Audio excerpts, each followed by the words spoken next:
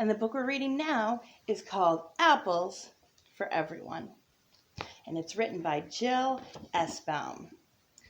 This is my favorite page. Have you seen any apples? Look what she's doing. She holding up the apples like eyeballs.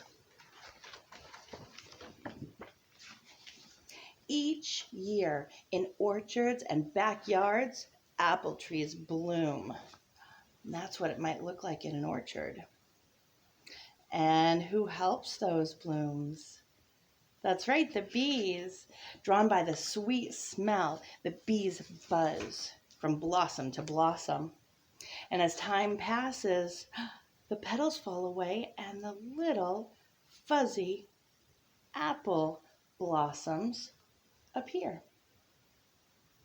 Slowly, the baby apples grow bigger and bigger, turning all different shades of red, or maybe a glowing green.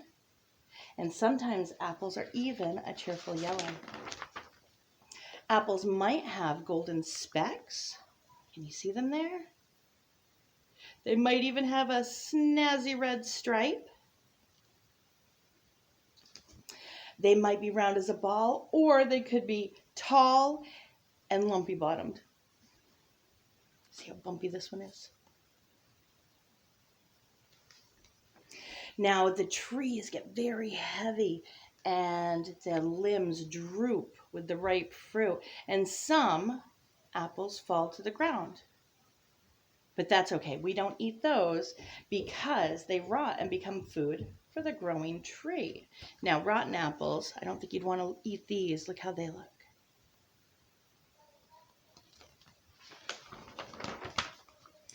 Oh, but at last it's fall and it's harvest time, and fresh apples can be found everywhere.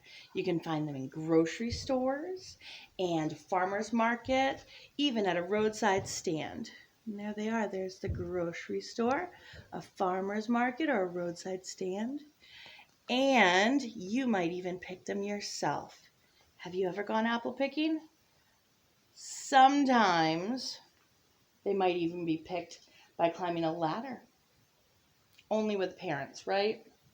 And then it's time to crunch. Sink your teeth into that juicy apple. Look at how good that looks.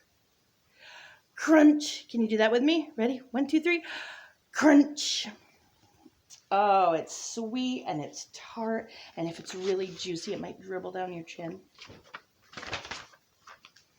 Now, people do lots of fun things with apples. They might bob for apples. Look at that. That's so silly. Or they might dip them into melted caramel. Look at that. That's an ooey gooey treat. My favorite is to bake them into an apple pie.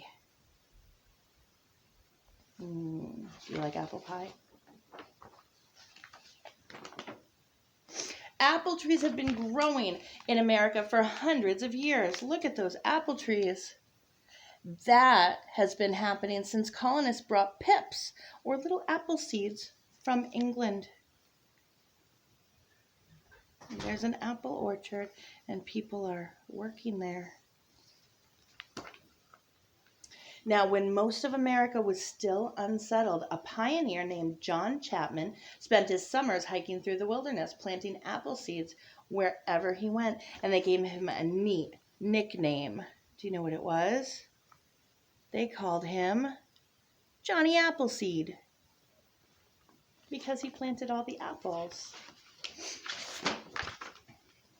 An apple's seeds lie within its core. If you cut an apple sideways, look what you'll see.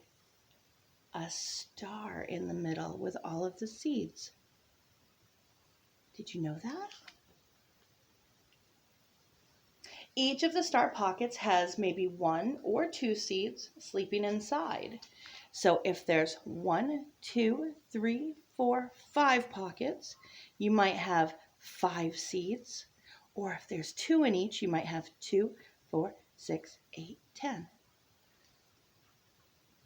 Americans eat more apples than any other fruit. Oh, look how happy she is. I get happy like that too when I get an apple.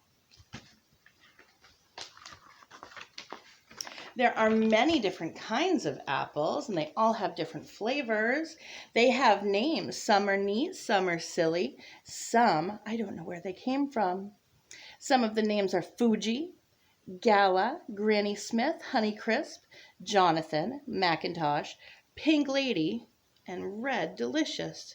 Look how different each kind looks. And then look at the colors.